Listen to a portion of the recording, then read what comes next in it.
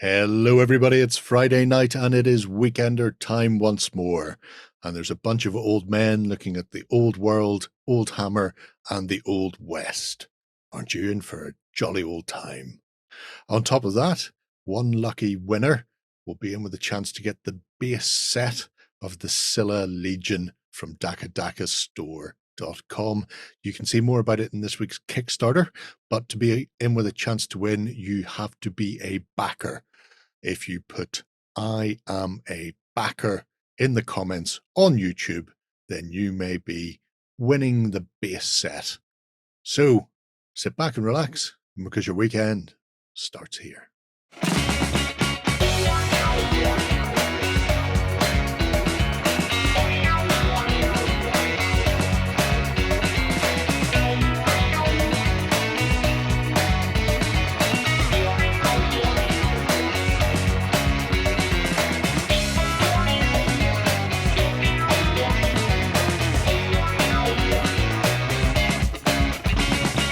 Hello everybody and welcome to the Weekender.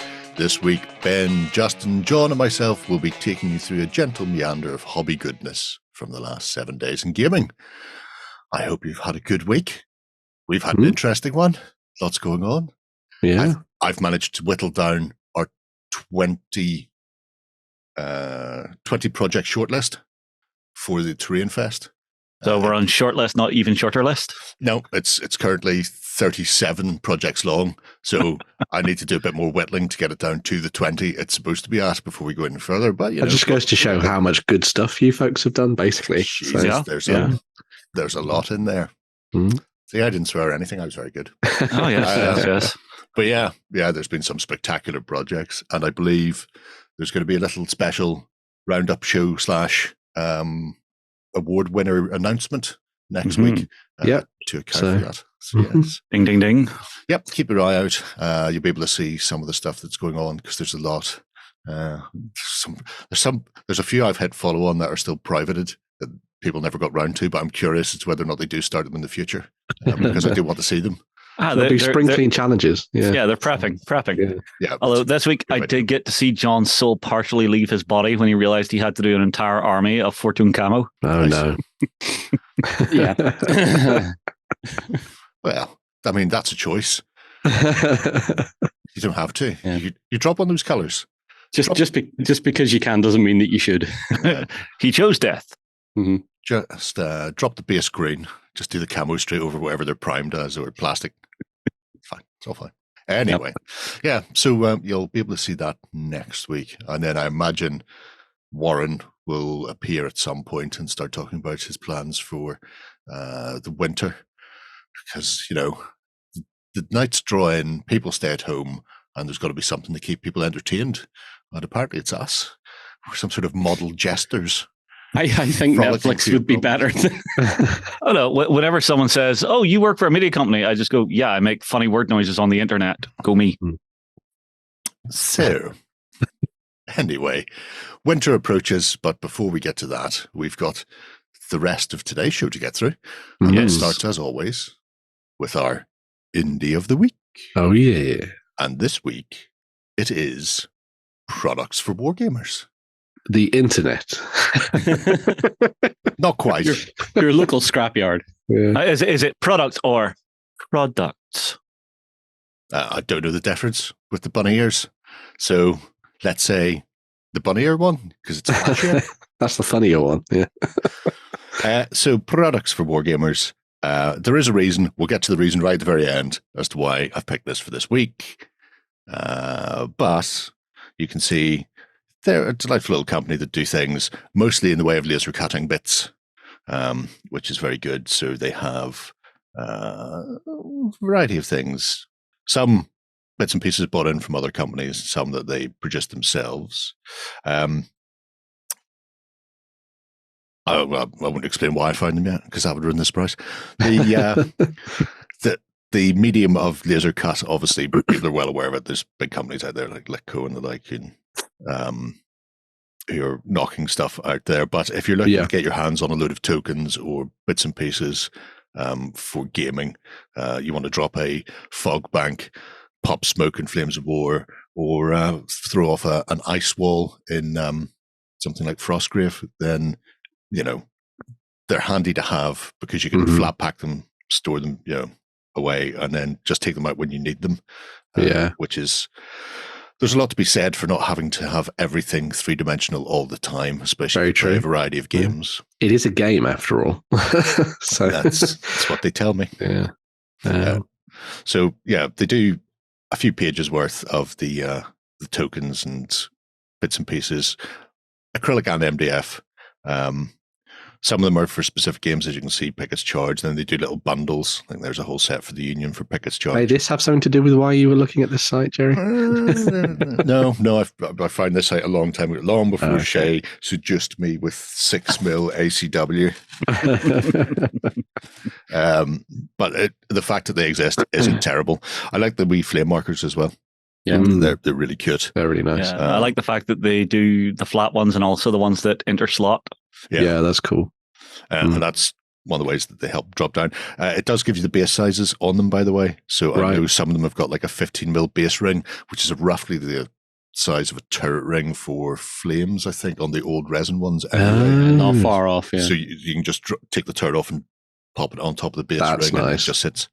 Then obviously there's the various acrylic and just generic as well. If you just need tokens, there's even some for a game called Saga, I believe, just in case you're after some fatigue markers. Yeah, I thought this was some form of weird, round tile Scrabble for a second. Also, yes. So yeah, these are really weird. What are they called? Love hearts. Love heart sweets. Yeah. So put love hearts for wargamers now. There's and then say crew shaking, pin down hatred. Yeah, I'm not sure about this new flavor, lad. It tastes a wee bit ashy. These are my favorite. The ones with the wacky letters on them. That's cool. I like that. Which is why I've got about 50 of them sitting over there, and I've no idea why. But I've plenty of games where occasionally things do get shaken or broken, and you need to know. So it's handy. Anyway. Whenever a bit of your tech breaks down, you just grab a bit of super glue, dot, done. That's broken. So there is a whole host of those things. You can also get acrylic and MDF bases. Yeah.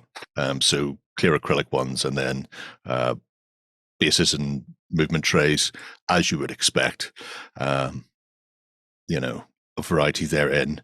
Handy for various games, as they say. Skirmish trays, good if people want to play the old world where they refuse to rebase the GW's demands. Don't give in to terrorism, kids. Just because they say your base has to go from a 20mm perfectly formed square to some sort of ridiculous size 30mm or whatever it is these days. Just put them in one of these instead. Bam, done. Exactly. Yeah. Or live with the footprints, man. Or Oathmark, or your regular bases. They're all kind of cool, kind of fun, funky. We like them. There's one other little thing before we have a look at the buildings, which is the terrain. And the terrain it's classic for wargamers by wargamers. So it is just, you want hills, you want barbed wire sets, whatever it happens to be. Here's a hill. Here's stuff that we have done. Yeah, this is what we needed for our war games, so you might need it for your war games. Yeah. So, you just go ahead and get it shipped to you, and away you go with your life. Nice. Price point is ridiculously low. Depends on the size of the thing. So it's not a massive doohickey to deal with. But obviously very good for people getting into World War I gaming, of which seems to be more and more these days. A war transformed. That's happening quite a bit. So our buildings come in 4 flavors: industrial, medieval, residential, or moderns, as I term it, and wiki wah wah. Love it. Let's start with Wild West. Why not? Good call there, Justin. I like it. I was going elsewhere, but I guess Gerry's telepathy was slightly off. No. Best place to go. Call back to XLBS. See Ben's girlfriend. You can paint Wild West houses with lots of colour on them. God, they don't look stupid. They look fantastic. Yeah. Look how bright and beautiful it is. Actually, I've seen somebody doing weathering. They painted them like this. They were really bright, and then got weathering pencils and used them to do the edges and stuff because it was really quick. So that might be one for you, Benjamin. I suppose if you're in a desert, the building will get sandblasted. Yeah. Yeah, it might do. I mean, these are the things that are sent to try us. So as you can see, you get the dimensions and a quick pick of them. They are just simple MDF buildings. You're not going to be confused or baffled by what they are when they arrive. The sheriff's office, I think, has the little... is this the one with the little shed out the back? It is. Well, it does come with the name of it as well. Yeah. Oh, laser So cut that's in. all ready for you. Yeah, That's cool. So you don't have to paint it on because nobody wants to do that with their life. I was going to say it's actually quite surprising just how deep the engraving is on that. I think they just cut all the way through. Yeah. Maybe that looks like it's like engraved like a couple of 3 mil down into it, which actually takes a surprising amount of power from your lasers. Maybe he's got a powerful laser and he no longer had mutant sea bass to put them on. You just see him standing over it with the finger up like this going, lasers. Little freight station that you can have alongside your choo-choo puff-puff line for Lud. So, everything you need, including we'll get there soon. That's cute. We're Amish building here. We just get a load of people in and we'll raise this barn in a day. And then they went, yeah, you know what, I'm going to give up here, lads. Break for lunch. Break for lunch. Yeah. Although I have seen some people there's like a canvas paper you can get to wrap over this, like the tinting. Yeah. Which is, it's another good way to change up the look of the building very simply because you can get a couple of them and have them at various levels of construction and then have the canvas over to keep it dry before they put the planking and the like on. So any sort of decent grade tissue paper will do. Or wax paper, like a greaseproof paper, where when you're baking, just take some of your baking paper and put it to one side, and you're good to go with it. So yes, the Wiki Wawa. Very nice. It's a delightful place to come and visit, and as you can see, there's quite a few of them, including various saloons. Not bank breaking in the wallet either. No, because they are just. It's just what wargamers want. You need to fill a table with Wild West stuff. Yep. Go basic. If you want to put more detail on afterwards, you can definitely do that. And we've seen plenty of stuff recently. Sarissa and all do a ton of stuff where you can use it to upgrade or just sort of flesh out the final look of it if you want to. But I think Wild West is spot on as is. Yeah, but the amount of variation that you're going to want, because every building had its own role. It's all unique. It was all unique builds, more or less. Yeah, pretty much. We'll go residential then, since you asked, and it's also very small. So I'm so polite, aren't I? Yep. So it's really just modular house. There's an additional floor, so the middle floor level, so you can do your Marvel Crisis Protocol or your Walking Dead or whatever modern you want to do. From basic building to multiple story high rise, and then there's also the little residential building. Again, it is what it is. It's nice and simple. Ton of time on the laser getting all the brickwork cut, mind you. See, things like this, I would be very tempted to actually prime it while it's still on the frame. Yes. Just to speed up your painting. I had that thing when I was looking at building my Wild West stuff. I just kind of built it and then primed it. But I think going the route that you said and doing it on the frame seems like a better option, actually, because it just makes it a lot easier. Well, it means then you're just taking care of the edging. Yeah. Which is good. And a little teeny tiny houselet in case you want to run about the streets in the teeny tiny houselet. What one do I think he wants? We'll go for the medieval. Oh, thank you. Yeah, I like those. We'll start with the dice tower. That is a very nice dice tower. There's a few places do things like this, and you too can have a dice tower on your gaming table without people realizing it. And the fact that it has little doors that you can close. Why does Gerry keep chucking his dice into the tray? Yeah, but one of these, I bought a load of them. One of them's a dice tower. I can't remember which. Keep trying until I find out. The fact that you can close the doors and then it's just like the Kool-Aid man. Well, yeah. Well, it depends. I was going to say it depends how heavy your dice are, but I have a set of metal dice that would collide through those definitely doors. Blow the doors out. Without anything. Yeah, you see Gerry drops them in, the entire thing falls apart. You were only supposed to blow the bloody doors off. But it's just, the fretwork on it. The timber beams. Is just this would be one of those. Gorgeous. This would be one of those kits that you do in the way that Justin was saying, where you'd spray the different bits on the on the frame, and then put them together, because otherwise you're having to worry about doing all the details on the timbers and stuff, aren't you? Then, Which you're not going to do. Yeah. And it's all right. Here's a little side note. It's nice to see that these fit in really well with the deep cut mats. Yes. True. Yep. Yeah. But no, I like this style of like fantasy / historical-esque village that you can do, because then you can use it for like multiple games. Yeah. Really, you're saving money by buying it. Yes, of course. You can see there the stackery going on. I mean, it'd be perfect for Nice. this The world. interlink is interesting in it. Yes. I'm just got that stuck in my head now from Blade Runner 2049. Interlinked. Interlinked. But yeah, I think the medieval range is possibly one of my favorites. Very nice. It's just so distinctive and evocative.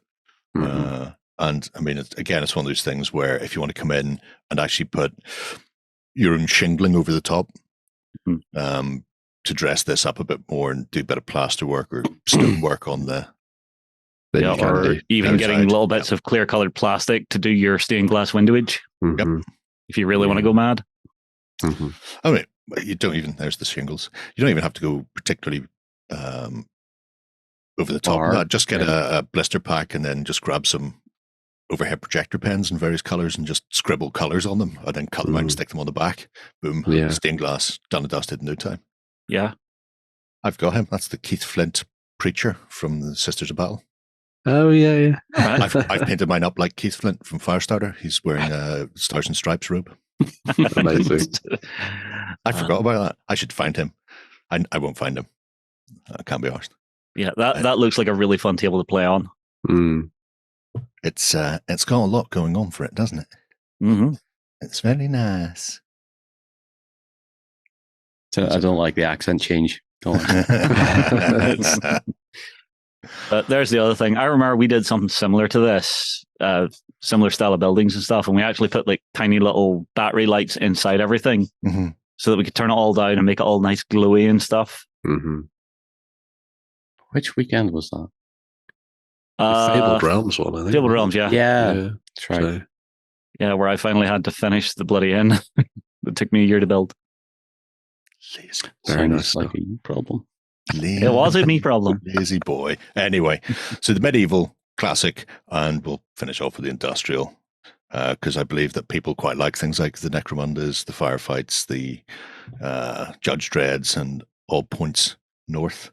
And these Firefight are and Judge Dredd. Jerry, I'd never have thought you'd have liked that. you know, what can I say? I'm I thought it was complicated. 1999 AD he preferred. What? He really tried to pull a joke out of his arse and it No, didn't work. even the way I said it came out wrong. I feel ashamed of myself. I'm sorry, folks. Space 1999 is great, though. Martin Landau was fantastic. Got that. There we go. I really like these. I really like the textures that they've gone with as well. Having the hex plates, the bars, the Digital camo style type stuff. The- Very I cool. mean, tread plate. This would look fabulous for some Infinity gameplay. Yeah. I wonder if they're up and down levels. objective room size as well. That could be quite interesting. See what the dimensions of those are. So fight it up and down. Yeah. I just really want that. I really want lots of that for some reason. Just a big industrial complex. Yeah. Yeah. John wants to because- expand his Gundam diorama. I'll make it the Nord Stream pipeline end. Oh, right. Set Yeah. one half of it on fire. That also works. And it's HDF, so you could literally set it on fire, get a real effect. I like the use of tubing at the back as well. Yes. So you actually have tubes. Oops. This I quite like, that little like subterranean sewer piping bit. There's always a That's sewer level. the rest of the Nord Stream there. Look, you can even Yeah, turn it on and that's off, it. John. I wonder how modular this particular kit is, or if it has to be built that way. Yeah, have we got more images of it? No, unfortunately not for this one. I'd say That- it's that's got probably me quite curious. open, I'd guess, for you to Yeah, play around with. That's got me curious, because it looks like you've got a few different end caps that you can use to like refactor how it's laid out. Yeah. Could be very nice to play around with anyway. And the simplicity of their kit design, works well with industrial because industrial is brutalist It's design. brutalist. Yeah. There's no need to be fancy. It's not the Victorian age anymore. You don't need to have Yep. gargoyles on every downspout. I just need an I-beam going that way and that way. Yep. Yeah. To be fair, though, can I just go on a little aside? Oh, feel free. the power station in America that was built in the 1920s, that the control room was Art Deco and had a stained glass dome atop the control room. Oh, I wish I was alive in those days. There's a similar thing in Canada. I think it's like a water treatment plant near Toronto, and it keeps being used in a variety of films for things, because the entire front of the building is all Art Deco. It was used in The Mouth of Madness as an insane asylum and stuff. It's just every shot inside and outside looks spectacular, and you're going, this is just so weird. And round the back, they're just filtering out all the turds so that people can drink the water. So here's an interesting thing. They're actually incorporating living hinges into this to go up and down levels. That's a very cool little piece of design. I like that, yeah. Ooh. And because of all the different cutouts, it means there's definitely a degree of modularity with this. And change where it's linked up. Link it off in different directions. Mm-hmm. Yes, that's impressive. They're fancy fellas. We're back to tall things that Ben can push people off. Always. We did mention it last week. Unlike Star Wars, this has handrails, so I'm happy. But only every so often. There's still plenty of pushage room around the edge. Somewhere to lean. Oh, I don't want people leaning. So that's the sort of the main crux of the matter. That's your buildings and the tokens and the various bits they do. Now, as to the reason why we're here, if anybody watched the Silver Bayonet week, I have a really nice set of measuring sticks that people were constantly going on different videos. Where do you get those measuring sticks? They're nice measuring sticks. Where do you get them? And I started replying to some people, and I can't reply to everybody. And if somebody comes along and then asks that question, and I don't see it because I don't get notification, being me, I got them here. So the nice thing about these measuring sticks are, if you're a purely historic wargamer and you want the little sets, and I remember seeing this as a kid at the time and going, why in the name of God? Why? Because they used to advertise these in Wargames Illustrated and stuff like that years ago. Okay. At no point do I need brass etched measuring devices that are dumb. And they used to be advertised to be within 1/3780th of an inch tolerance. I'm going, when it has to be that accurate, I don't want to be playing that game. Fast forward 20 odd years and I'm going, you know what, these are great. So I've got a couple of different sizes. They do them in inch, they do them in 40mm, and they do them in 60mm. So if you're playing games that have unit distances, so the likes of L'Art de la Guerre, Fantastic Battles, DBM, DBA, Hail Caesar, things like that, stuff where your base size defines the measurement that it also moves. You'll find a lot of those are either 40 or 60s, and then obviously inch or inch. You can get them in a variety of flavors, brass and aluminium, or you can get half and half sets. And then they also do the super expensive knurled ones. Oh, the grippy ones? Yeah, for extra fanciness. You can have a knurled alternating set. Wow. So I really am kind of disappointed I didn't get the knurled one, now, to be brutally honest. But, you know, Christmas is coming. I don't need any. I've spent too much money on metal screw together rods that I can extend it, because I bought multiple packs of each in inch and 40mm size. So I've got a set, my opponent can have a set, and we can play SAG or whatever happens to be. I mean, in my mind, it makes perfect sense for something like a Silver Bayonet, because, you know, if you build enough of them together, you got your ramrod for your musket or your rifle. Yeah. There you go. So here's a question, Gerry. So on some of the pictures I'm seeing, there's like a little like black, is it a butt cap or something? What is that? No, they're measuring again. So if you want to check whether or not like two bases will, essentially it's an additional base or measuring tool that you can set in, and the little brass bit in the center is to allow you to set it down and lift it up without chasing a base around the table. Okay. So what is it for, like combat ranges or something? Yeah, or to see whether or not units will fit in before you actually move the units. Okay. You know, okay, clever. Because now I know where Games Workshop got the idea for their combat gauges from.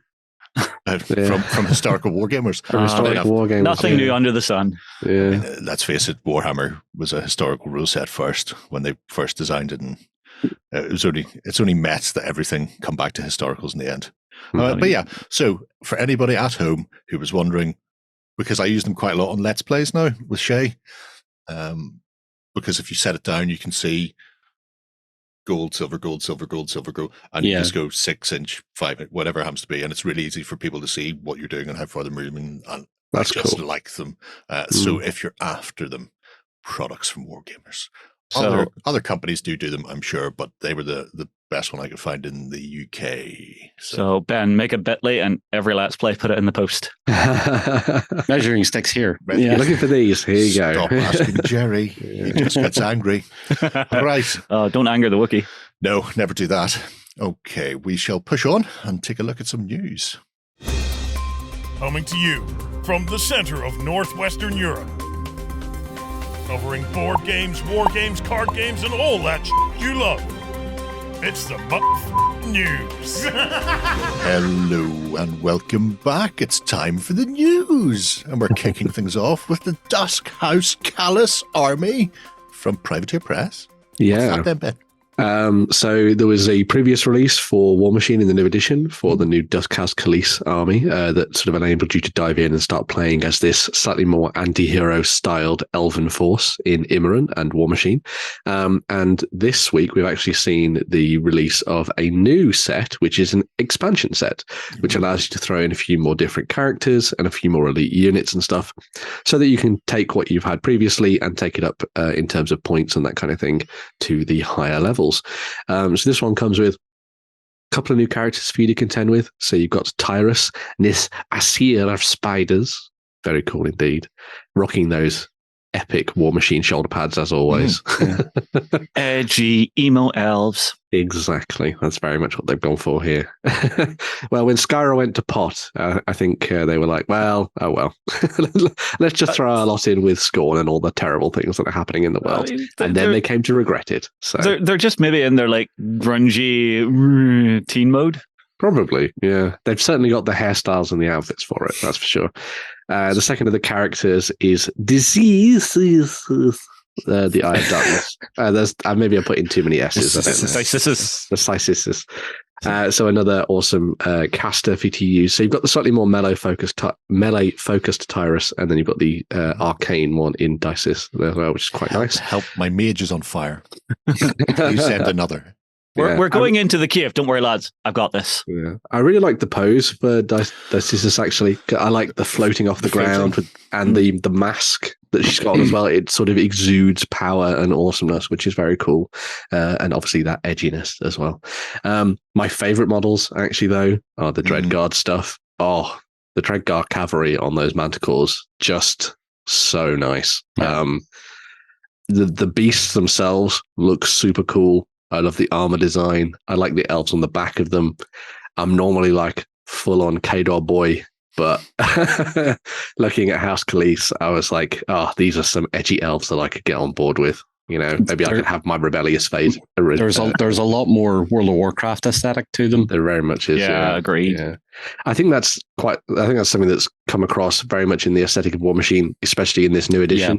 Yeah. Is this kind of blending of steampunky stuff, which has always been there, but very much heightening that technological side on top of the fantasy, which you tend to get with some of the factions and stuff in World of Warcraft and stuff, especially with the gnomes and things like that. So it feels a little like with beyond Kador and the main factions, it feels a little less steampunky and a lot more magical. Yes, yeah, like magic tech, which is always a nice way to go. I think that's very cool and very in keeping with the elves and stuff that you get in Immerun, which is nice. So yeah, you've got the Dreadguard cavalry there, which are just awesome. And then, the Dreadguard archers. I love an archer in any game, but the Dreadguard archers are just something special. And again, kind of going with that sort of magic tech vibe there as well. I love the look of the armor and the design of the elves themselves. I like that they've always gone with the very big, long ears for stuff in Warmachine. I think it's really nice, and again, sort of hits on those kind of World of Warcraft aesthetics. All I see is Sylvanas burning glory tree. Paint these in that style, and away you go. Yeah, purple. You keep the armor the same and just change the cloth to a more purple. Yeah. And I love the bows as well. I've got that kind of, this is a weapon of war from range, but also I can get up close and personal and cut you to pieces with it as well. It's like very a glaive-esque kind of bow. Yeah. I am curious to see just how wild some folks are going to go whenever they get these in their hands to start painting. Especially when it comes to like the object source lighting. Like, do you really like push that to the next level with the gems and stuff that they've got socketed into their armor? And then, of course, you've got the explosive arrows as well, which is a nice little touch. So some very cool bits and pieces there. And the awesome pants. And the awesome pants, yes. There is some awesome pants. Can't go far with that awesome pants. There's also another character. Another unit you can pick up as well. So these are the Soulless Blade Masters. So these are, you've kind of got your cavalry options, a few more ranged options, and then the your melee sort of elite here as well, which is quite nice. Again, looking very cool. I would have preferred all of them to be wearing helmets, I think. There's something a bit weird about all the bald elf thing, but apart from that, very nice. Won't be involved. Well, you're not an elf, so it's okay. But yeah, very nice models there as well. And then finishing them off, we've also got the Dreadguard Satyr as well. So if you're looking for a solo to drop in there to give you some bonuses and stuff alongside the rest of your Dreadguard, then you've got that capped off as well. So this will allow you to kind of basically take what you got in the first army set, the starter set, which was around 50 points, depending on how you armed your warjacks. This will take you to 75 and then 100 as well. So if you want to sort of level things up, maybe you're taking part in a journeyman league or something like that, this would be a great set to go and pick up because it will allow you to sort of incrementally increase things as you go through and build up your force. Obviously, you're going to need more warjacks and stuff as you go up to slightly higher points levels, but that should be easy enough to solve with some of the stuff that Privateer Press have been releasing. But yeah, very nice. I really miss the old faction books that they used to do. Well, you never know. We might get more stuff but focused around the lore in the future, potentially. I know a lot of their stuff has gone digital now, hasn't it? Obviously, with the cards and things. But those old books were so good for just grounding you within the narrative and the backstory of the world. I really miss those. Privateer, please bring them back. Yeah, I've still got the Cada one. It was a really good read, actually. It was very well put together. Nice. So was the RPG. Pick up the source books there. Yes. Yeah, that's very true. Yeah. I think I still have my copy. Yeah. There you go. And the Iron Kingdom 5e version is meant to be very nice as well. So definitely give it a shot. Okie dokie.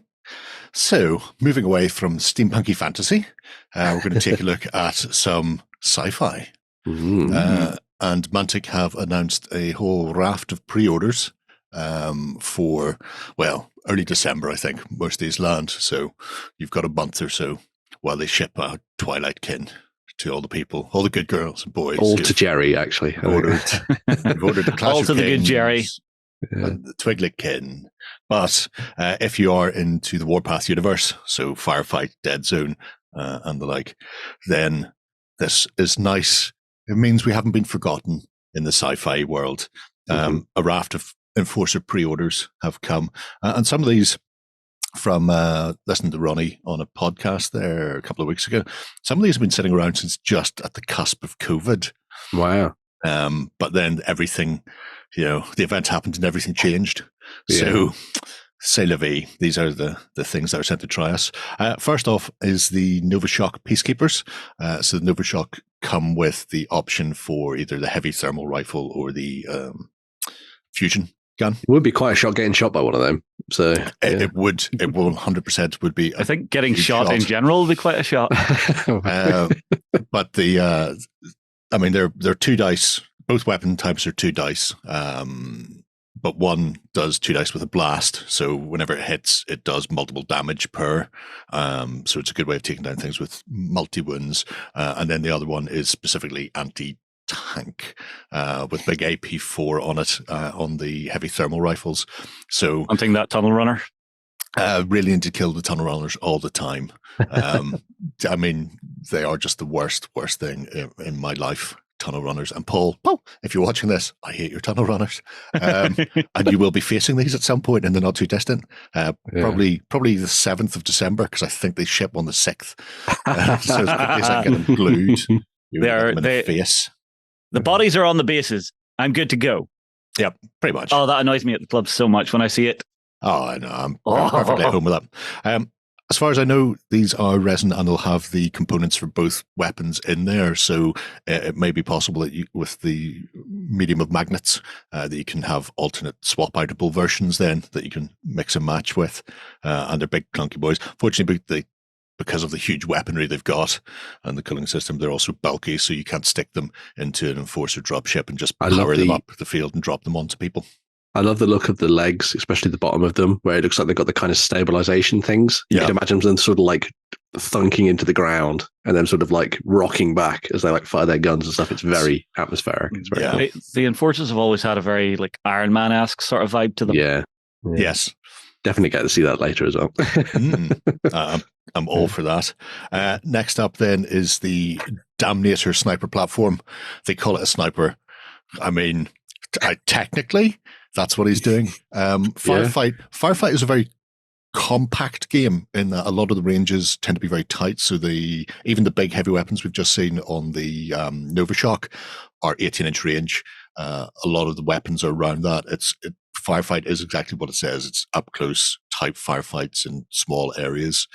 So this fella can sit 48 inches away and take little pot shots at people with an AP5 anti-tank weapon that has the potential to do up to sort of 3 damage per shot. Gets 2 a turn. It can really, it can bang through tanks.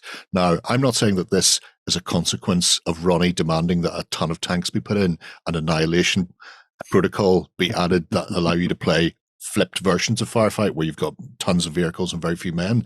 But what I will say is when tons of tunnel runners are coming towards me, these will be behind the Novashock troops sniping Paul. Oh, look, there just happened to be a nice building on my side of the field. Oh, don't worry, there's just 5 of them lined up across the parapet. You're fine. I really like the look of the railgun, the little players. Yeah. He's a little grav thing as well. So as long as he's only crossing like height 2 or lower obstacles and difficult terrain, he just ignores it, just treats it all as open ground. So he's just sort of floating along, doing pop-up attacks like an Eldar jetpack of old. So yeah, he's a cutie. I wonder if they're going to do alternative weapons in the future. Possibly. And what else would you want to see on it? Artillery. Something artillery. Something.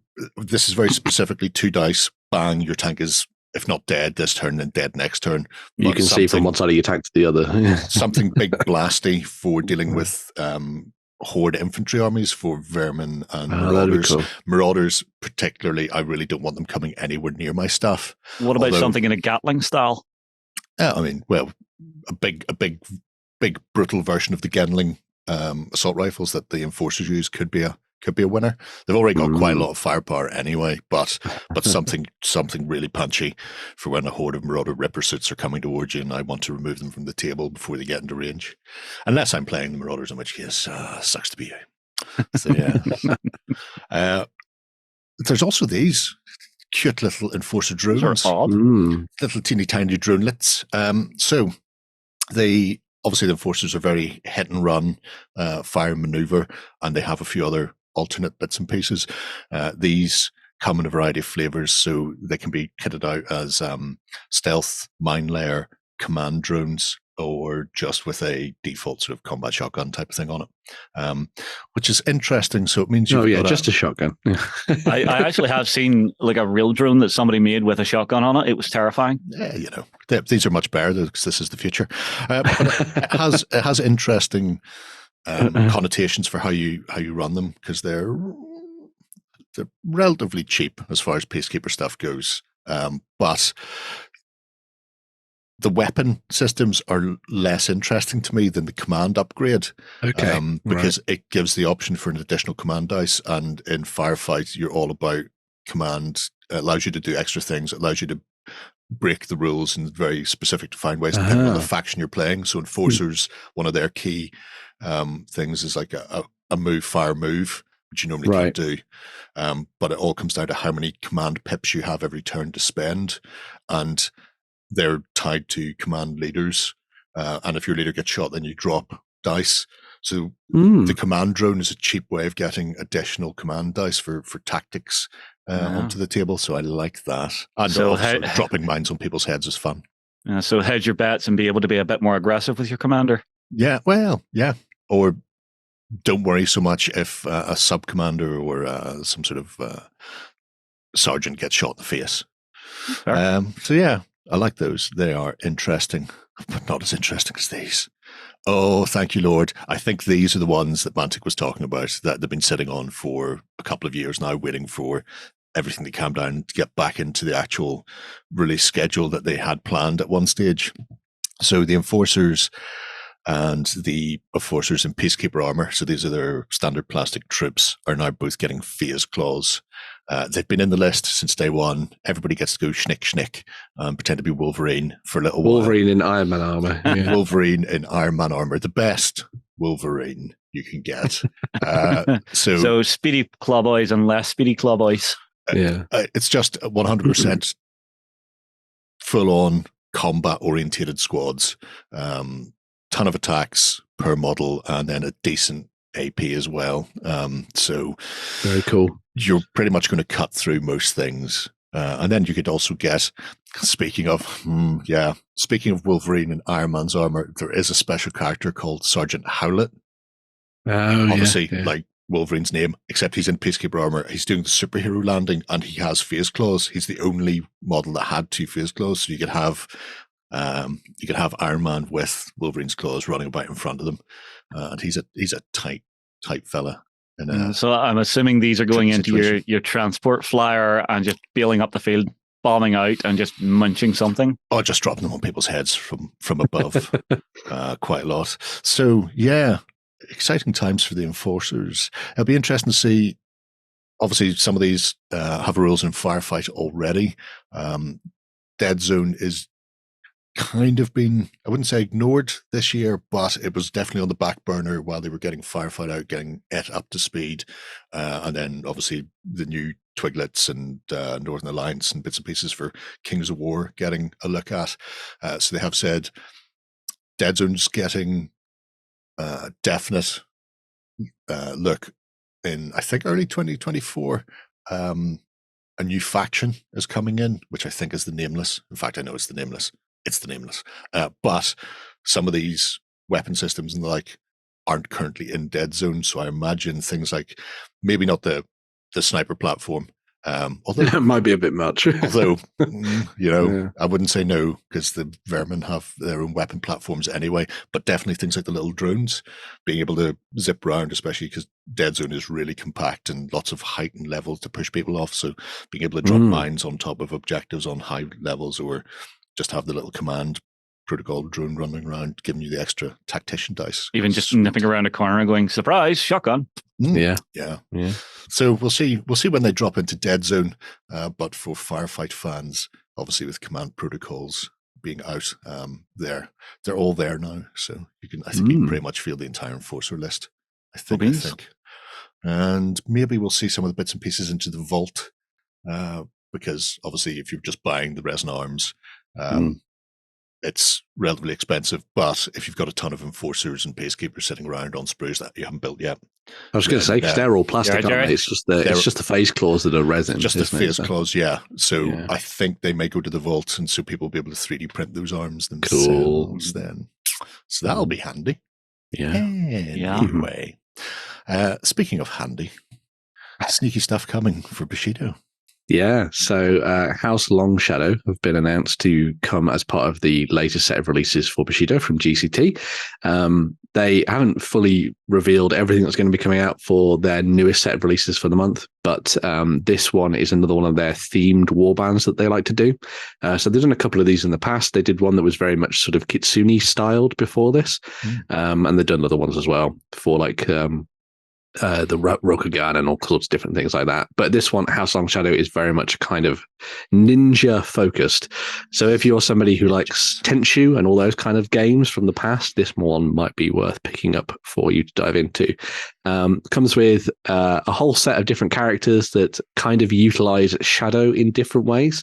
So some of these characters will use shadow to transport themselves across the board, which is obviously quite handy if you're trying to sneak up on someone and stab them in the back. Whilst other ones will be able to just utilize shadows wherever they are to kind of attack your foes and sort of hamper their movement and that kind of thing. Others will be able to draw on the shadows to power their abilities and stuff. So you've got some nice mages and stuff in the mix, as well as just dedicated melee fighters as well. I love all the poses. I like that they're all unique, which is just great. It's something you want with a game on the smaller scale that you get with Bushido. All 35 mil as well. So they, this stuff is gorgeous. It's going to be wonderful to paint as well. And it was really nice to see the painted preview there too. I thought that was really good. Yeah. And it'd be very interesting to see where people go with this in the future. I'd love to see people doing things like the OSL tattoo work and all that kind of thing as well to really push the individuality of the different miniatures. I think it's really nice. I like her. She's decided the best way to project shadows is by hitting people with flames. Yes. And it will leave a shadow. Use light creates more shadow. The thing is, because it's on a rope, she can throw it to the far corner of the room. That way, where she hasn't thrown it, where she is, it's where she's in shadow, so she's safe. Yeah, very cool. The other thing that's really nice about these themed box sets as well is that they kind of just give you a warband just to play straight away. Yep. And everything's been done in terms of the rules and stuff for you to just pop these folks out, put them on the tabletop, and just start playing. You don't have to worry too much about list building and all that kind of thing. You can just start playing the game. And I really like that because it kind of, in some cases, when you're diving into a game, you're sort of pulled in different directions by how cool different things look. Whereas if you're presented with just a nice, fun warband box like that, you can be like, right, I'm just going to play ninjas and just enjoy playing ninjas on the tabletop. And more people need to play Bushido as well. So it's a great excuse to do that. So yeah, very cool. Yeah, you just need to build up a whole board's worth of feudal Japanese style terrain. Exactly. And there's no shortage of that out there. There isn't. Well, I think we've talked about it a few times with different companies. Yeah, I'm just waiting on a Kickstarter arriving from Zenit that has a whole town plus town walls coming for me. There you go. Perfect. I'll see how that turns out. Yeah. I'm always amazed that Gerry just seems to have everything. I don't have everything, but I've certainly got a lot. The nice thing is have no dependence.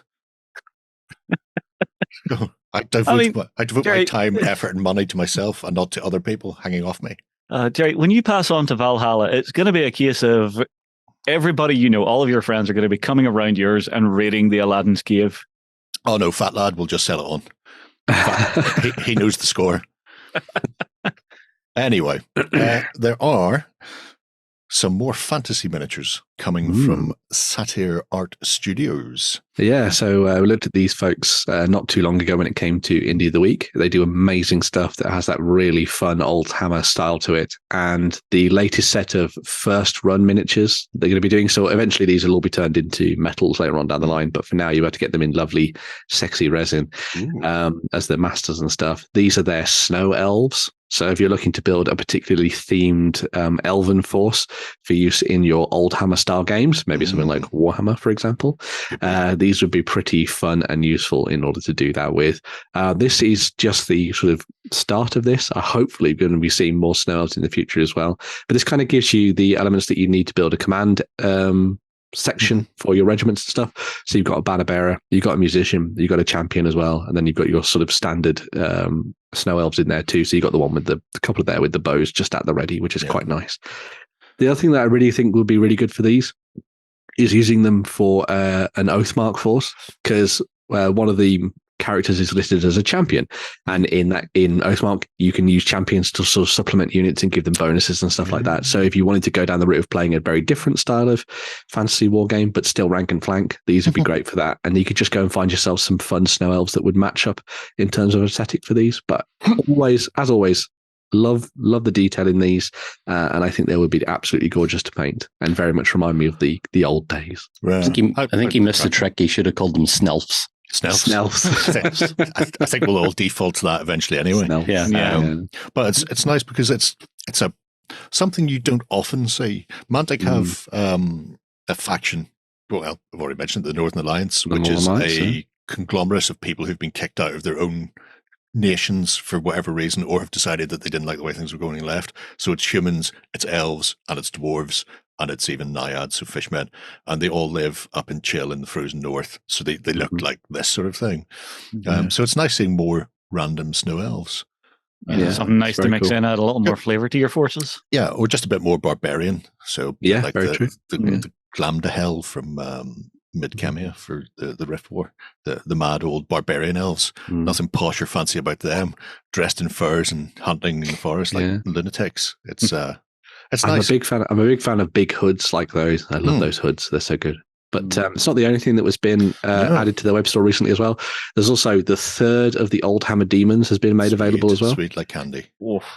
So yeah, you'll be able to pick this up as well, which is available as a limited run. I think when I was looking at this, there was around 45 of them left. So once they're gone, they're gone. But if you are a follower of the God of Change, the Chaos God of Change, then perhaps you want to drop this in as one of your Changes of Ways or the Forces of Zench. Or you could obviously take it in different ways if you wanted. You could just have a big blood-covered cockerel if you want. Or just paint it like a parakeet. Or a parakeet, yeah, that'd be good as well. Paint it like the chicken off the Kellogg's cornflakes. Oh, that would, yes, Gerry. Yes, all of my yes. You'd see that coming, wouldn't you? No, I did not. Well played. That would definitely be the changer of the ways right there. Yeah, very much so. Yeah, but another really awesome one as well that's been added to the mix. His previous iterations of Nurgle-esque and Corneate were very, very good as well. So it's nice to see another one coming. Yeah, I would expect that the fourth in the series will be making an appearance as well. So well, I imagine so. It would be rude not to. Really, it would be rude not to. The interesting thing will be, will he do just a fifth generic, unaligned demon type thing, or will he stick solely to the interim phase? So we'll get a Malal type of demon. I was going to say that will probably pop up at some point because it's all based on the old school stuff. So great. I'd be right in there, like a very scary bear for him. Yeah, it's good times in a can. And speaking of Oldhammer and the old world, Games Workshop has announced some ideas they have for the rules. Yeah. So this is the first look that we've actually had at essentially game mechanics for what's coming as part of the old world. They've put together what they're calling their Old World Almanac, which is going to be a series of articles that will look at the game and what's coming up before the release next year, around sort of February time, from what we've gathered on the internet. Nice to see the cool artwork from the past coming back. Always good. Very cool. Being colorized, obviously, which is nice. But yes, so their first entry in this series looked at the turn sequence and how this is going to break down. So one of the interesting things is that you'll notice the magic phase has completely gone. And what they've done is they've then integrated spell casting into the different phases of the game, depending on the style of spells that you are casting, which in my mind makes sense. Yeah. For example, as some people said, you're going to cast a movement spell. Well, you cast it in the movement phase so you don't forget that you've done it, and that kind of thing, which I think is a good way of doing things. So depending on the spell that your character is using, that'll be used in the different phases. They've also added the strategy phase at the beginning of the game. So this is where you do a lot of the morale stuff that you would do as well. But it's also where you'd use a lot of your hero special abilities and things. So if you've got leaders for your army that can have aura effects or boons and that kind of thing, that's when they will trigger most likely, and that kind of stuff. Get all your buffs and debuffs out there. Yeah, get them out there into the world, the old world, and use them in your games. They've kind of given us a very broad overlook at what sort of is coming at the moment, but it's certainly taking things in an interesting direction where it feels familiar enough to be Warhammer Fantasy whilst also being slightly different. One of the things they also mentioned is this idea of an active player. And now that's it. It could just be terminology, but like the person whose turn it is. But I also be quite interested to see if they go down the route of maybe adding reactions into the game, a little bit like they did in the Horus Heresy, to maybe take. If you look at phase 2, it does say charge and charge reactions. Exactly, yeah. But that could charge reactions have always been. They could just be hold or flee and that kind of thing if they were based on the old. Yeah, the idea of an active and then possibly a reactive player. It would be very interesting to see if they added in, because it would obviously mean that it would be less or solely focused on the one player having their turn, which is always a nice thing in game. I kind of like where they're going, because this turn sequence is very similar to 40K's turn sequence. It's very because they got rid of the psychic phase and did exactly the same what they did here with the magic stuff. I like that from a accessibility point of view. Because if you're going from 40K and going, what's this old world about? Everyone keeps telling me that Warhammer Fantasy Battles was amazing back in the day. It's an easier pickup. And they've obviously been thinking, how do we get that accessibility across 3 or 4 major games now that they're looking at 4 large scale games? So. Well, I like the idea that they're using more modernized mechanics rather than just going to an old rule set and going, right, let's dust that off. They're actually looking at it and saying, how do we streamline this? How do we make it appropriate for the modern gamer? Here's 7th edition again. No, that's not. Basically, I'm happy they're not doing that. Yeah. One of the other interesting things that came up when they were talking about this is that they mentioned morale. So morale is obviously happens at the end of the combat phase where you see whether or not you need breaks and that kind of thing. But you also then rally units as well as you would do in the old game. But they've changed how this works now. So you obviously take a leadership test as you would do to rally a unit, and if it rallies, it turns around and it can carry on back into the fight. If it's at half of its strength, they've said, then you're at -1. And then if you're on 25% of your strength, you need double ones in order to pass. So they've really pushed this idea of if a unit has taken a lot of casualties, it is incredibly hard for it to come back into the fight, which I think will be very interesting. The cynic in me is also seeing them go, you need to make massive units now. Hence why maybe your Men-at-Arms bowmen need to be 36 models. Well, again, that'll balance down into the stat lines, because you could have a unit that's got very few models, but it's super tough, super hard to remove. Yeah. So that's a game balance thing, in my opinion. Yeah. So that's something that's I'm obviously looking at this in a vacuum. It'll be very interesting to see what the survivability and the damage output of models is, because obviously, as you say, Justin, if that is balanced in a way where you're not going to be losing 20 models a turn or something, then it doesn't necessarily matter that your unit's now suddenly on half. Let's say it's something like a unit of, say, 12 ogres, and it takes just as much to kill half of that as it would to kill, say, 15 humans out of a 30 human regiment. Yeah, so it's really down to how they level that out. Yeah, but as I say, it's 18. That'll be 18 wounds you need to do on the ogre regiment. If they're 3 wounds each. I love Gerry's brain. Yeah. This is the most interesting thing for me. I don't care about any of the rest of it. They've changed where rally comes in. Yeah. Mm-hmm. The turn sequence was declare charges, rally fleeing troops, compulsory moves, and charges came after that, which meant you had a potential where you declare charge, and then a fleeing unit would get in your way, and you couldn't complete the charge. And if it was something big and you need to do a multiple charge to make sure that it went away, and all of a sudden one of the units couldn't get in because a panicking unit was running around in front of them, then you put one unit in by themselves and they died.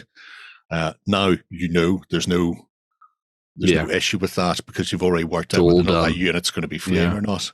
Yeah, and those fleeing units can ready up and get back into the fight in the same turn, because having to do it after declaring charges, you're waiting that extra moment in the battle to actually get them readied up to go back and do something. I was less worried about that. But it's tidier, the which I think is quite good. All they can do is rally. They don't get to move. They don't get to charge or anything else. But it certainly feels like they've tidied things up. Obviously, again, this is a very early look at what they're doing with the mechanics and stuff, but it's nice to get an idea and a vibe for how they want to play things. We also got to look at a couple of different things. So we got a spell that we're going to be using. So they've now got a casting value, as you can see there, which they're going to be talking about in the future, which is quite nice. But it gives you an idea of the kind of effects that can be done when it comes to the different spells that can be cast. And obviously that one's an enchantment, so you could then look back at the turn, so you could be like, so this would be cast in this phase and stuff, which I think is quite nice. And also it's nice to see that things will carry through into other people's turns as well, which is good. So this is until the start turn until your next start of turn phase. So this is going to happen from your go into the next go and then through to yours again, which I think is quite nice. So they've put some stuff in there to make things nice and reliable, which is always good, as long as you can cast it, of course. The interesting thing for me in this is the caster's command range, because I remember there used to be levels of wizard. I wonder if they'll have something similar to that again, where higher level wizard, bigger command. That would be cool. I'd like to see the levels of wizard come back, but it'll be interesting to see although maybe they'll just do, as John was saying, maybe they'll do something where it feels more of a move over from other games, where psychic powers and spells will just be baked into your character. And, you pick a wizard and this is what they do, kind of thing. But we'll see. Or it might be that your named characters have that bigger bubble, but they might have this. It could be more Hero Hammer. I think there could be a lot more named characters doing all that sort of stuff. Well, they did mention 5th and 6th edition a lot when they were talking about the game. So we'll see where things go, I guess. But there was also an enchanted item shown off as well. So we saw something for the Khemri and we saw something for Bretonia as well. So this was another of the items that can be used in the command phase, or the sub phase, sorry. The sub phase, yes. Phases. So a nice little unit there as well. Not unit. That's very powerful. It is. Stop those flying units. Yum, yum, yum. So, because, previously there were things like the brass orb, which were one use and expensive, because being able to shut down flying in a turn is massive. There's nothing in there that says that horn is one use only. No. So or that you do have to pass the leadership test, though, which is the key thing. So, no. Yeah. What's because it goes on, well, so let's say it's going on the Grails. Yeah. The Grails are going to be sitting with leadership 10. Oh, yeah. 10 on 2d6. Yeah. Every turn, if your opponent's army is based around demons with a lot of flying, then they are really going to hate you. Yeah. Well, I mean, the fact is, this has no like range on it, so that would Well, no, seem it's to be battlefield table range. wide. Yeah, Yeah. table wide.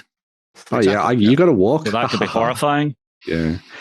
Oh no, but you yeah. flew up behind hard terrain, and now you can't fly. Good luck getting through it. That needs to be 100 points right off the bat. Right now, I'm saying if that's because the brass orb was 50 and it was one use.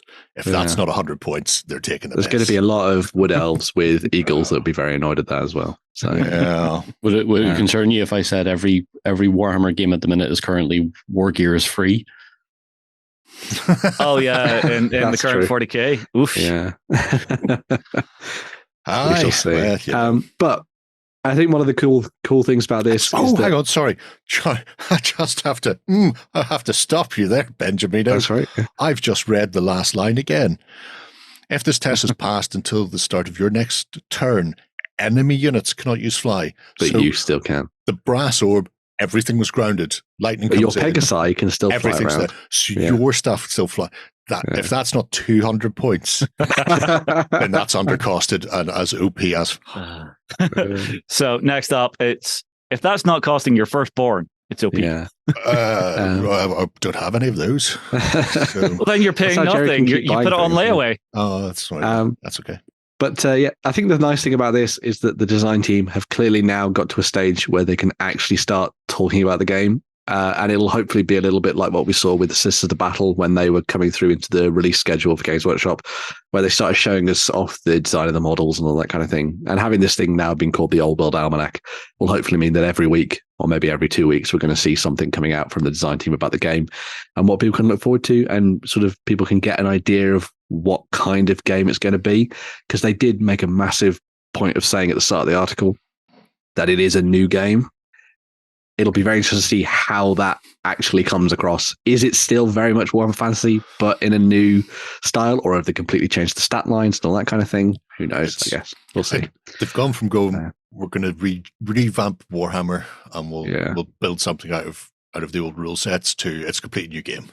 Yeah, it could be a bit more mighty. We'll see. There's a bit of a vibe of how OP can we make this now? How much can we get back into the old min-maxer mindset? Because they're coming back for the old game and they love the min-maxing. How much can we engineer in now? The issue is like, who are you trying to sell it to now? Because they have a younger player base than they've ever had. I think that's the key, John, because the original players, the ones who wanted the old world back, don't want a new game with different things. They like that game that they were playing, and will probably continue if they've been playing for long enough and they have the stuff themselves. They'll just keep playing the old one. And if this is such a radical change that it's not worth your while putting aside the old rule sets to buy into the new one, so I think this may be more 40k meets Age of Sigmar in the old world. I think rather than actually Warhammer. Sorry, go on, John. To me, it feels a bit like when Horus Heresy started going plastic. It kind of feels a little bit on that similar vibe. It's like, you wanted an old fight, have an old fight, and in Age of Sigmar, you wanted an old world feel. Here's the old world feel coming back. So it kind of has that vibe to it.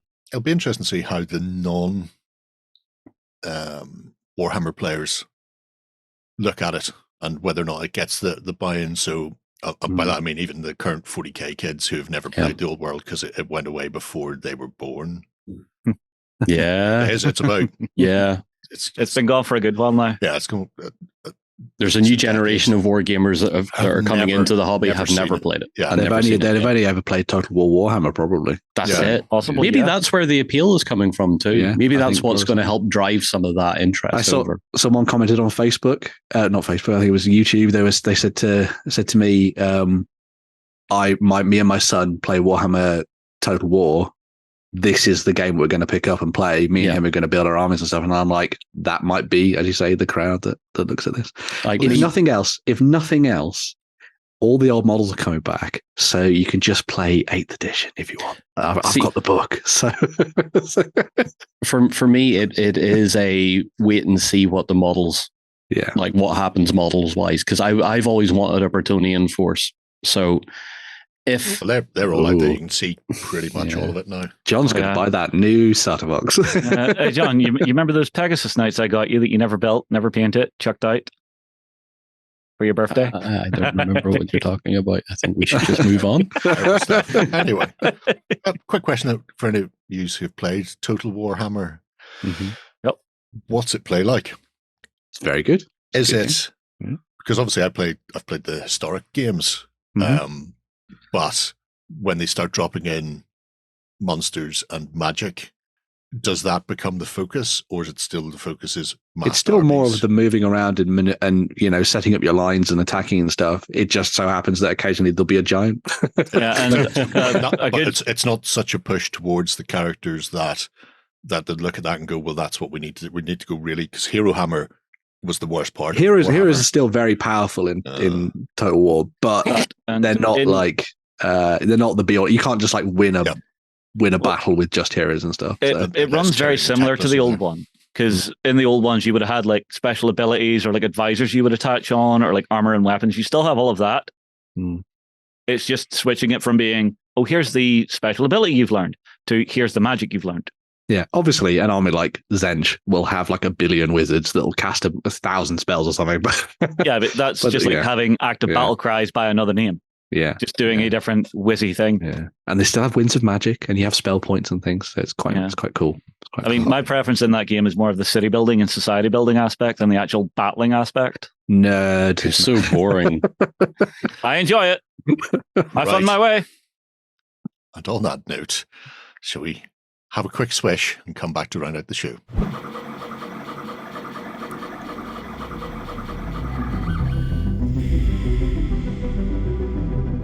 Okay, folks, we are back to wrap up the show, and we're going to be starting off with some 3D printing from Mierce Miniatures, or Mierce, depending on how you want to pronounce it correctly. Yes. Correctly, or like everybody else in the world pronounces it, Mierce. It's one of those things. So I thought I would drop this one in here because a lot of people look at Mierce Miniatures stuff, and the reason that they get put off is because it is ridiculously expensive for the most part, because a lot of their stuff is huge chunks of resin, which is, fine. Obviously, they're large scale models, they're big resin pieces, they're incredibly well crafted. Of course, they're going to cost you a little bit of money. But Mierce have moved over onto My Mini Factory, and what they've been doing recently is they've been adding a lot of their stuff on there as STL files for you to download, which I think is a really cool way of doing things. Yeah. So if you're somebody who has access to a 3D printer and you want to get into the world of Darklands and the stuff that Mierce does, I'm just going to say Mierce, then you'll be able to do that and get your hands on full armies, all the different monsters, troops, characters, and everything else in between, which I think is a really nice way to go. So yeah, very cool. Yeah. Star the Viking.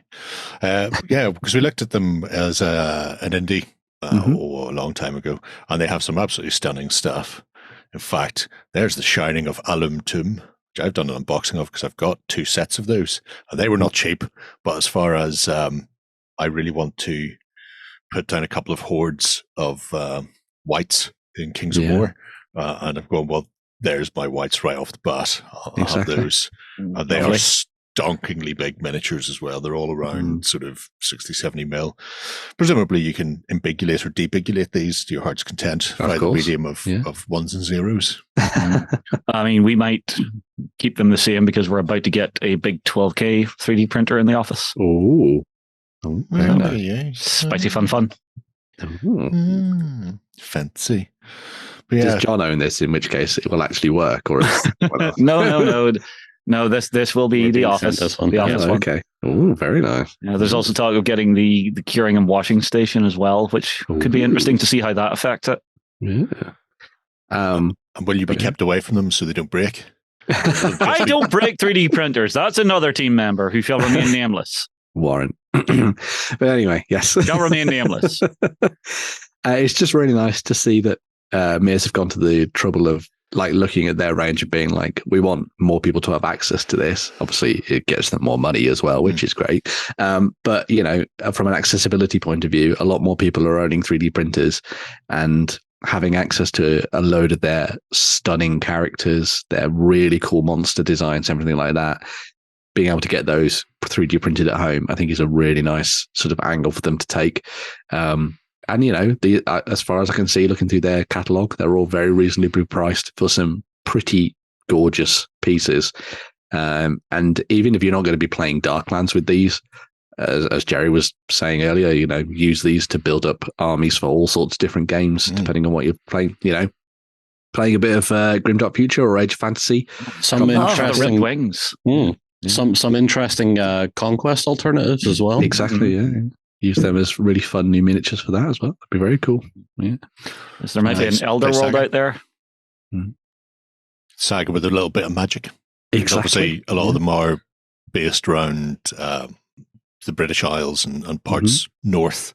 So you've got Viking and Anglo-Saxon influences and Celts as well.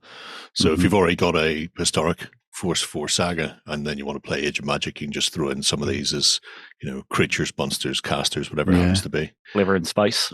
I think it was particularly the I really like that set down there, the Battle Host one. That's a very nice set. But one of the things that's always drawn me to the work that they do is their undead. I think their undead look amazing. Oh, yes. They're some of the most detailed and sort of badass looking undead, in that you get the sense that they would actually kill you rather than just sort of shuffle around and get beaten to death by someone with a mace.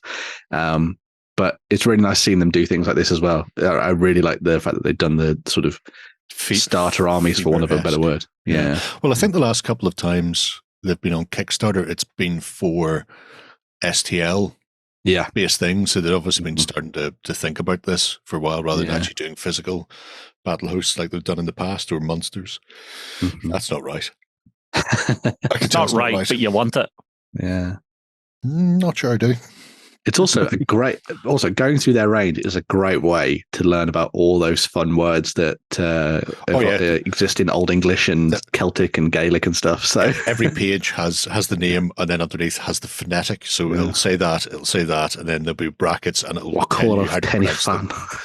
I particularly like it because it will even tell, because they do the phonetic for the whole thing. So even unit will be phoneticized below it in case you've ever wondered how to spell or how to pronounce unit or tomb, things like that.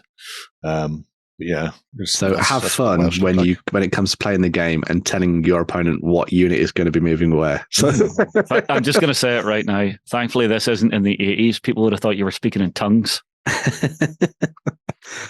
I'd be locked up alongside the D&D players. Yeah, it's for the best. Yeah. It's better that you go out there. But just look at those. How cool are they? But I will say, very nice. The 3D printing will probably help out with is assembly. Because when I built those, as anybody who's watched that unboxing will know, some of these had individual fingers. That had to be attached. Yeah. Because of the way they had to be cast. And was I a fan? I can't remember. I think I had to cut out many expletives. That sounds about right. I hope you left some of them in though, because it's there. It adds to the flavor of the review. It's there to let people know exactly why is this thumb separate? Why? From this point on, all unboxings will be rated by how many F-bombs Gerry drops. Well, you see, I would have said the colorfulness and creativeness of the expletive should be how it's measured. Yes. Okay. Yeah. So I'm assuming there's not a list of what's in here so far. But it is a lot of everything. It is quite a few different bits and pieces. Some of the older stuff was traditionally sculpted. Yeah, but that's no longer an issue because you can get like 3D scanners to scan the things and then just touch them up, files and stuff. Some nice lizardman stuff in there. Yeah. The Komodo dragon cavalry is really cool. Yeah, the Brythonic sort of range and stuff like that. There's spanking. There's that skeleton giant Warren wanted weeks ago. Yeah. The Greek style stuff is one of the more recent, so it was all CAD designed, I suppose. Oh yes, me likey. Oh, they're kind of lizardman / Naga. Yeah, kind of like that. Going back to knocking on that door of World of Warcraft again. I'll talk about my lizardman thing on Sunday. Oh, fancy. Cheeky. Oh. So that's us towards the end. There's more of your Naga vibe with the snake-tailed archers. Yeah, but loads of really cool stuff. Like, as I say, when we sort of dove into this, one of the things that I think a lot of people look at is they see the Mierce stuff and then they think it's totally beyond what they could have in the hobby. But if you've got yourself a 3D printer and you've just been tinkering around with that kind of thing, and you've always liked the look of this stuff, come and have a look at the web store and see what you think, because you might find some of those units that you really adored that were costing you like 50, 60 quid or something. Whereas now you could just get it for under $20 or something and just start getting it printed. The only thing I think they could do to improve this is for some of the bigger miniatures, show an exploded version where you can see the components. That could be big cool. Stuff like that. If you only have a small bed on your 3D printer, you might want to just be a little wary. Yeah. Printing a finger at a time. Well, no. If it's like a big beastie, if it's like me and trunk, me and torso is too hefty for your printing bed, just a little careful. But isn't that the joy of 3D printing? Having to work that out yourself. It's a hobby in of its own. It's a hobby. That's why they have slicer programs and stuff that you cut things up with in bits. That's fine. That's how that works. Yeah. I'll try that. We'll say that the interesting thing for me is a lot of people. Obviously, there's the price for resin, and some people don't want to pay that. But the other big thing with Mierce is their scale is huge. Which means a lot of people buying to play in a different system would go, oh no, they're too big, or I'll only get the monsters, because you can't really tell how big that monster is in comparison. The fact that you can then go in and go, I'll just deshrinkulate everything. There are some free files out there where it'll actually give you the same miniature in different scales, so you can just scale these to that one guy. That's cool. Yeah. So, I think, who was the best one that did it? Printable Scenery did it, and I'm pretty sure it's a free file. Cool. See, then you just put it on with your slicer thing and cut the monster to bits at a more manageable size. Gerry knows what he's doing. Gerry should operate this new 12K print. Right, where do I pour in the sacrificial virginal blood? Generally over the top. That's where it mostly goes. Like Halloween. Right, we have some Kickstarters to finish the show with. A triptych. Ooh. We do, yeah. So we're starting things off with the Scylla Legion 2.0. So this one's a new project from the folks at DakkaDakka.Store. I'm just going to call them DakkaDakka from now on. It's easier. So this is a new Kickstarter which will allow you to build up your selection of potentially traitorous soldiers in the grimdark future. So as some of the other campaigns that we looked at in the past, they are producing a whole host of sort of 28 to 32 millimeter style sci-fi miniatures for you to use in games like maybe Warhammer 40,000 or Grimdark Future or the Horus Heresy. Who would have thought it? Something like that, eh? And this one is very much focused around the idea of sort of hydras and dragons. So if you're somebody who likes the Alpha Legion and stuff in those games, then these would be a perfect match for those.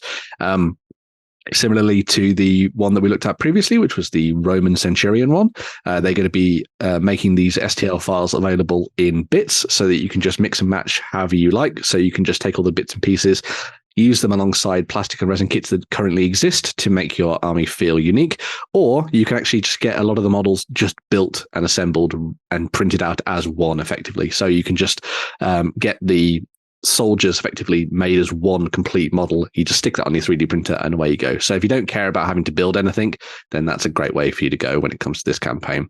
There's the standard base set, which is a core set that you can pick up, which comes with two sort of basic squads. So you get your tactical Scylla squad, which is sort of like your ranged option for your units. And then you've got the assault squad, which allows you to zoom around the battlefield with jetpacks, have some fun, or maybe under the ocean, because these things are sealed for environment purposes. So very just nice. have Under the Sea playing in my head now. Exactly, yes. That's what plays in their helmets as they run around. Oh, no.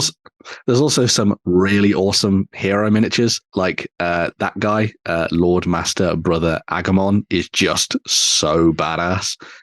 Love the pose with the mace out to the side. Very, very cool. So, Comrade Melter. have some fun. Sure. But they've also done lots of other bits and pieces as well. So in addition to the character models and stuff, you've got vehicle kits. They are working towards unlocking an actual APC that you can use these on, or you can obviously just use them alongside the kits that already exist out there. And there's that sort of like elite squad as well. So if you want to drop in some Terminator-esque fellows, you can do. Similarly to their other campaigns as well, you've got the free stuff. So if you want to go and test out the bits and see whether or not they work for you, you can do that. And one of the nice things, as I say, with all sort of 3D printing style Kickstarters, is seeing the printed miniatures is always fun because you can get an idea of what you're going to be getting when you break these off the print bed and start painting and stuff. So yeah, very nice stuff. Seeing these models in the flesh as well as in render form as well. And there's even more to come because as it goes with their Kickstarters, there are oodles and oodles of add-ons and milestones and things that they can unlock, either via sort of hitting specific goals when it comes to funding or through social goals as well. But if you want some epic additional characters and miniatures, they are coming your way. Firefight, the Dragonborn Lord, again, freaking awesome model. Love that. With the sword down in the ground and all the etching on the blade and stuff. Beautiful. Lovely. I make this maybe because I quite like the Alpha Legion. But yes, really cool stuff here from DakkaDakka. I really like their scouts. Yes, they're cool. It's an interesting take on scouts and works well with the design aesthetic they've gone with for them. They almost look like what happens if Dark Elves were also Space Marines. I think that would probably be quite a thing for if the Alpha Legion heard that, they'd be like, oh, thank you very much. The thing I like best about this style of Kickstarter is your delivery turnaround. Oh, yeah. Because this will be out to you. Yeah. Well, this will be out to everybody while you're still hyped up about it. Yeah. While you're still hyped up about it, basically, because you're already excited, you will put the work in. It's not one of those where it takes a year or more to get to you. And then it's just like, well, you've went off the boil.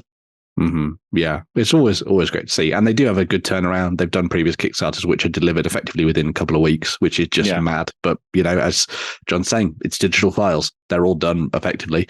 Yeah, once they're out in the wild, they're ready to go. So yeah, very cool. Yeah, so thoughtful, mysterious Sergeant Eric, who is smoking a tab. Yeah, you should get him, John. I would like that actually. That's nice. I think out of us in here, Shay would be the one that wants this one. He does like he likes his Alpha Legion. He had talked about doing something Alpha Legion wise. Me personally, I seen this Kickstarter and I was like, but what if I paint them like they're in Rohan? Because it's a very similar aesthetic vibe to it. Yeah, with all the scale mail on them, that could be very cool. And just the filigree, just the giving me ideas, John. Yeah. do you want to play Middle Earth 40,000? Obviously. Someone's got to do sci-fi hobbits now. Please. Well, Rattlings. Yeah. Rattlings exist. Artel already do it. Artel already do it. You got a miniature somewhere. My unboxing of the Hobbit halfling rattling snipers. How long ago? I don't know. I don't pay attention. There's your problem. We do so much. Just like in one ear, out the other, through the eyeballs and out the back. I know, but then when somebody asks you, you can turn around and just tell them. You need to We've had games on here that I have literally sat down and been in the Let's Play, and I forgot that I played it. Yeah. I've never forgotten U-Boat. Oh, John, be still your beating heart. Oh, don't worry. I am full in on that. Right. It hurts. Well, we're not talking about U-Boot this week. That was last week. Yeah, we are talking about Dead Man's Hand Redux, though. I wonder why. A whole other bunch of fun. This is, I think, solely down to Ben. Put this in here. So we'll not worry about it too much. But Great Escape Games have decided to redux their Wild Wild West. I think we mentioned this a couple of weeks ago whenever they first started previewing it anyway. The whole idea is Dead Man's Hand plays like a Western movie or TV show, so they decided to keep the movie feel, hence a redux, not a new edition, but a director's cut of the rules. So core rules are staying the same, some tweaks here and there. Maybe some of the gangs are going to be changing very slightly, but this is to put together a new 2-player starter set and then the rule set as well, which will contain, as you can see, 3 big lovely plastic buildings. So those are currently single story. However, the plastic kits themselves have the potential with one of the later stretch goals to get a second story attached to them, a little set of steps. So the core set that you can pick up contains or will contain for retail people the rules, the tokens, the dice, and the card deck that you play the game with. And then alongside that, 3 plastic kits plus the little wagon, and then a couple of sprues of gunfighters. 15 gunfighters in total. Yeah. So it's 2 of the male sprue and 1 of the female gunfighter sprues currently. However, if you're a Kickstarter backer, that has increased somewhat and will continue to increase. So I believe there's an additional sprue has been reached, which means you can have 20. So it'll be, and it's up to you. I think they said you can mix and match whatever way you want. So it could be 2 female and 2 male gunfighters, or you can do 3 and 1, whatever way you want to go to balance the books a bit more. You only need 8 models max. It's very difficult to get 8 models in some cases as well if you want your gun hand and your boss to actually be leading a crew of decent people. So it's not a big model count, which is always handy anyway. But the other bits and pieces that they've started adding in from stretch goals are particularly fun. So as you can see, the stores themselves, or the buildings themselves, come with the duck boards. However, this is being used to increase the value of the actual box themselves, getting extra stuff sculpted or getting extra sprues added or extra bits of kit added. So things like a little set of crow models are going to be added on the sprues. They've unlocked all 4 of the characters from the front of the book now, which will have their own rules as well. There's a nice little painting guide on how to paint their Dead Man's Hand plastic building. That might be handy for you, Ben. Just saying. You two can. Am I allowed color? No, no, okay. It's mostly wood. But must be done in sepia. Yeah, but other things. So the horse troughs and hitching posts being added to the boardwalk sprue, which means it's really cool. Build up a town is really good. They've also added dogs and saddles that you can have just hung over the hitching posts and things like that. And then they're working their way towards a scatter sprue. So a specific sprue with bits and pieces on it that you can add in. There's also Butch and Sundance there, which will have rules. Not theoretically Butch and Sundance, but there are 2 types of miniature in the game. You have your generic gang types, and then you also have some form of hero or villain of the Old West that can be recruited, and they have unique special rules. So, if you want to have Bass Reeves, or if you want to have Billy the Kid, or Buckshot Rob, or Butch and Sundance, whatever it is, then that Bill Hickok. Exactly. Yeah. So those will all be dropping in. As you can see, they've hammered through a lot of the stretch goals already, up towards the meaty stuff, which is coming. And so they have the plan for Dead Man's Hand for the next few years already sort of penciled in. If they get far enough in this Kickstarter, they'll be able to bring some of the tooling that's maybe for a year or 2 years down the line forward. Yeah, bring it forward, yeah. Including, the saloon. Including the, this is the 2-story building upgrade. So it allows you to turn it into that, so you can upgrade your single-story gunfighters. The mounted gunfighters, again, so the same characters that are on the same model styles that are on the current walking sprues, so you can have them mounted and then unmounted, because you can ride about the place in Dead Man's Hand.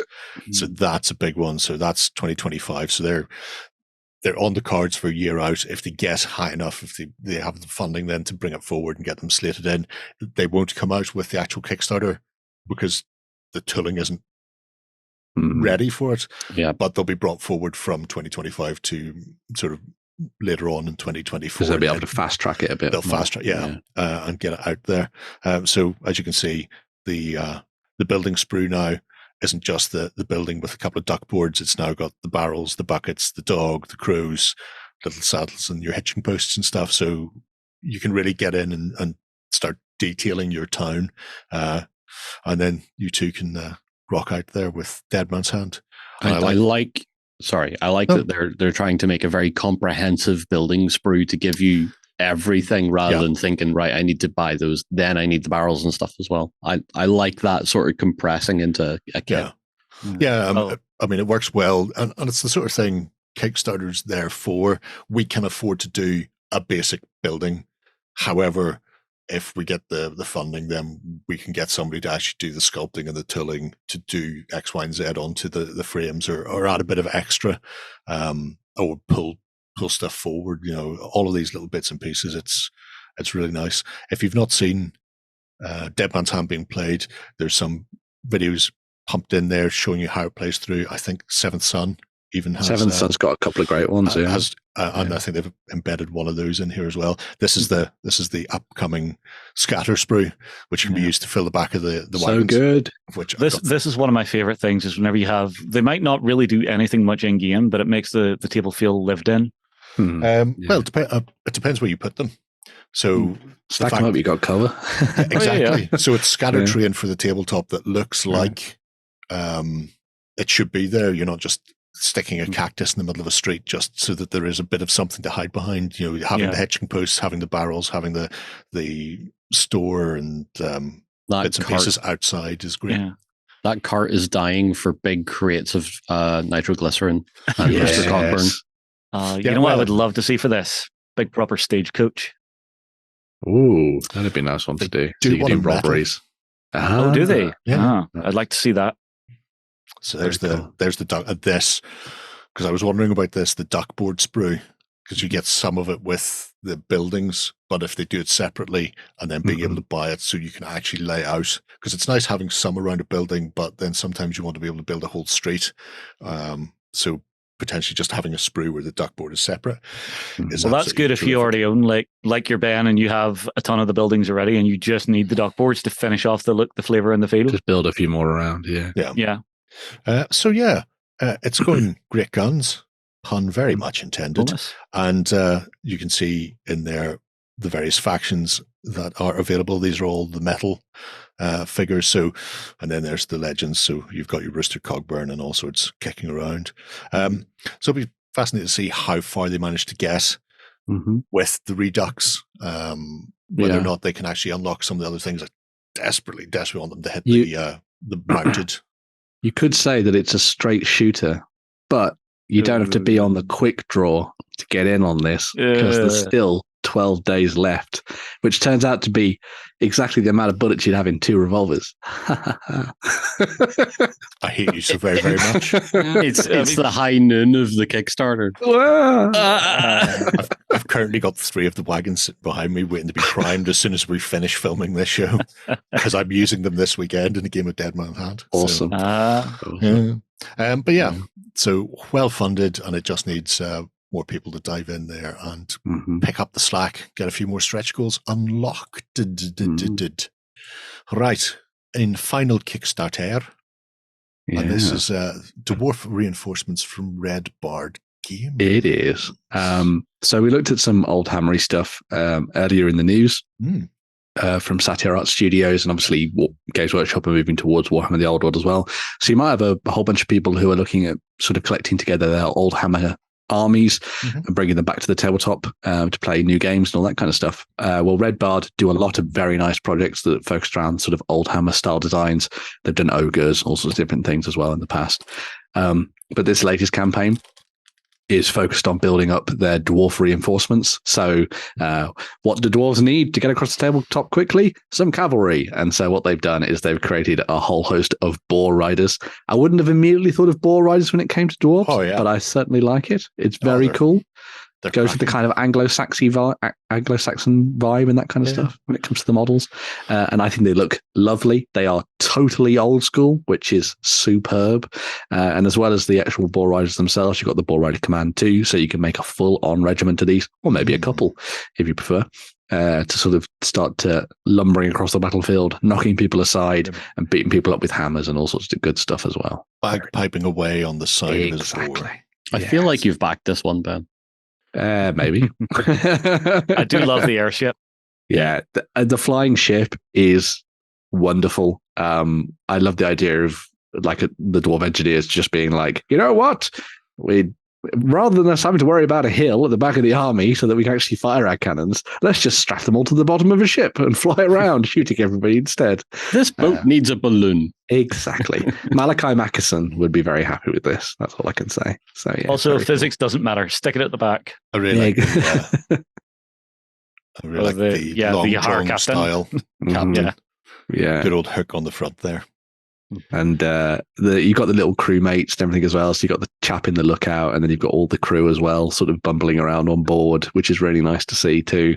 You could even take this in different. Say you've got a lot of the Long Drong Slayer pirates, maybe use this as some kind of fun thing to add onto the mix alongside that stuff. That could be very nice to see. But in addition to the ball riders and the airship, there's also a Kickstarter dwarf as well. So if you want to get a captain or something to lead your army, or a battle standard bearer, then you've got the option for that chap as which I think it's really nice. So yeah, I almost thought he was like Conquistador style for a second. A little bit, yeah. From the front. Yeah, very much I like had that. to take a second look at that one. And then you see the boar snout. Yeah, Big snout on it. yeah. The stretch Good goals stretch goals as well. fancy as well, yeah. Mm-hmm. And I mean, the fact that they're not the typical Warhammer, they're Warhammer aesthetic, but not Warhammer units. So airship and dwarf riders, cavalry, are typical for later editions of Wamster. No, yeah. But there are a lot of other fantasy games that they would fit into. Kings of War, they'd be spot on. Replace the iron or the steel behemoth with the airship. Yeah. And then you've got your boar riders, just our boar riders. Go for it instead of the badger, the Brock riding berserkers. You just go with some boars. I do like badgers. They are terrific stuff. Nicely done. These are all being 3D printed. Yep. So it's not a digital Kickstarter. The rewards you get are physical, but they're going to be done in 3D printed resin. They have a little bit of a showcase. There you go. There's an example of what they can turn out. I've got boxes full of them because I backed the Ogre Kickstarter up the wazoo. But yeah, like I said, everything. They're done in a very nice, high quality resin, 3D printed. So you just get them looking lovely at your door. There we go. So yeah. There is some cleanup from those. What do they call those things? Supports. Yes. But not too bad. One on the bottom of his elbow there. Yeah. Which I mean, that's just have to clean that off. But the casting quality on these is, printing quality. Yeah, that would be it. I was about to call you on that. Well, you could go ahead. You get told where to go. It's really, really good though. So I don't know whether that's like a bigger than an 8K. I've seen the stuff that you've done with 8K, you and Shay, John. Yeah. And I think this may be a step up beyond that. It probably is, because they'll have big industrial 3D printers that are running out, maybe 150, 200 miniatures at a time. Ogre shame. Yeah, they'll want something with actually a bed size that's fit for production at scale. Yep. Yeah. But I'll say two things. One, the quality of these was spot on. And two, when it finally arrived, and it arrived in it arrived well packed and in a really quick turnaround time as well. And then when I started opening and going through it, there were all sorts of other little things that weren't mentioned in the Kickstarter. It was like, oh, here's another model I've made, and here's some banners banners that I've done that you can use. Just it was like, I've done this, and this is what the Kickstarter said we're going to do, but I found time to do this, and this. So I did. Here's some little bonus lovey bits. Yeah, which was really nice and unexpected. So it's I like seeing small companies do well, and when they get the opportunity to I better not lose that hand. They show their appreciation for you for doing it. Yeah. So it's also well worth going to check out the Red Bard Games web store as well, because they've got all the previous dwarves and everything on there as well. Ogres are on there now as well. So go and check that out. And they do have some STL files on if you do like 3D printing for their dungeon sort of set, which is quite nice. So yeah, very fancy. Right. I think that wraps us up for this week. It does. Put my ogres away and then focus on the wagons. I need to focus. People at home, watch me focus. We'll be back again next week. Well, I won't, because I'm off. I'll be sitting drinking. They'll be back next week. But if you want to see me before I disappear into the sunset, Sunday morning, over on tabletop.com for the XLBS, where we'll be whittering away about hobby, ours and yours. Don't forget, you can get a 30-day trial if you're not already a Cultist member. And while you're over there, you can also check out the prize claim section and see whether or not you've won things. Because you have to claim it there, because I don't read these comments. So if you've won, it's on the site. Keep our country. We'll see you soon. Bye-bye. Go ahead and check out our other content on screen now. And while you're at it, why not hit subscribe and remember to ding our dong. Go on, you know you want to click it. Go on.